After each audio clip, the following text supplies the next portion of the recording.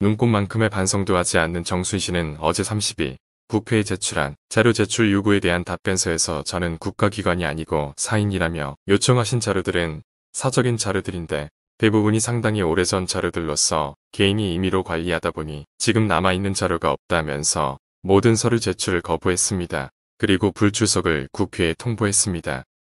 유감스럽게도 지난 28일 정순신 전 검사와 그리고 정순신 검사의 학교폭력 소송에 깊이 관여된 송계동 변호사가 불출석 사유서를 보내고 오늘 출석하지 않았습니다. 위원장으로서 대단히 유감스럽게 생각합니다. 정순신 변호사는 질병과 그리고 지금 수사 중인 사건이 있어서 참석할 수 없다. 이런 이유를 제시하고 불출석했습니다. 그래서 제가 정당한 사유가 될 수 없으니 오늘 반드시 출석하고 그러지 않으면 고발할 수밖에 없다는 위원장 명의의 공문을 보냈습니다. 내용을 좀 말씀드리면 우리 행정실장이 정순신 전 검사와 2번 통화하고 본인이 출석 요구서 수령 의사를 밝혀서 직접 집을 방문해서 배우자에게 출석 요구서를 전달했습니다. 그 과정에서 배우자는 그날 출석할 것입니다.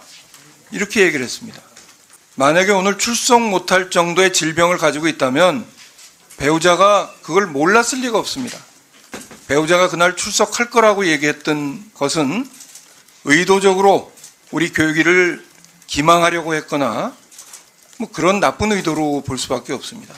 두 번째, 수사 중인 사건과 관련해서 지금 정순신 전 검사는 시민단체로부터 고발을 당했습니다. 그런데 그 내용이 인사검증 과정에서 검증을 위한 문답서에 본인과 가족의 소송 여부에 대해서 없다고 답한 것이 잘못이라고 시민단체에서 고발한 것입니다. 그런데 아시다시피 오늘 청문회는 정순신 전 검사의 인사검증과 관련된 내용이 없습니다. 사실은 한동훈 검사를 비롯해서 인사검증 라인의 관계자들도 증인으로 채택하자는 의견이 있었지만 학교폭력 문제에 집중하자고 해서 그분들을 다 제외하고 증인 참고인을 요청했습니다.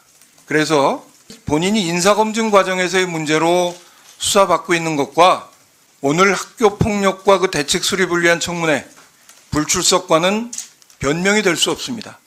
그런 점에서 고발할 수밖에 없다는 위원장 명의의 공문을 보냈지만 오늘 끝내 불출석한 것은 본인이 스스로 자신의 입장을 밝힐 기회를 포기하고 고발을 자초한 것이라고밖에 볼 수 없습니다. 송계동 변호사의 경우 더 어처구니가 없습니다. 변호사 업무를 하는 과정에서 오늘 소송이 있다는 이유입니다. 여러분 아시지만 청문회든 국회 여러 회의에 대기업의 총수들도 참석하고 고위공직자들도 다른 일정에 우선해서 국회에 출석을 합니다. 그런데 그 소송 일정을 좀 변경해서 참석하면 간단할 일을 소송이 있다는 이유로 오늘 청문회에 불출석하겠다는 사유를 밝히고 끝내 불출석한 것은 변명의 여지가 없이 국회의 권위를 훼손한 것으로 생각되고 이 점은 고발을 피할 수 없는 문제라고 생각합니다. 그래서 이 부분에 대해서는 위원님들께서 국회의 권위를 훼손한 경우에 그것을 반드시 책임을 물어야 한다는 전례를 세워주시도록 당부드리겠습니다.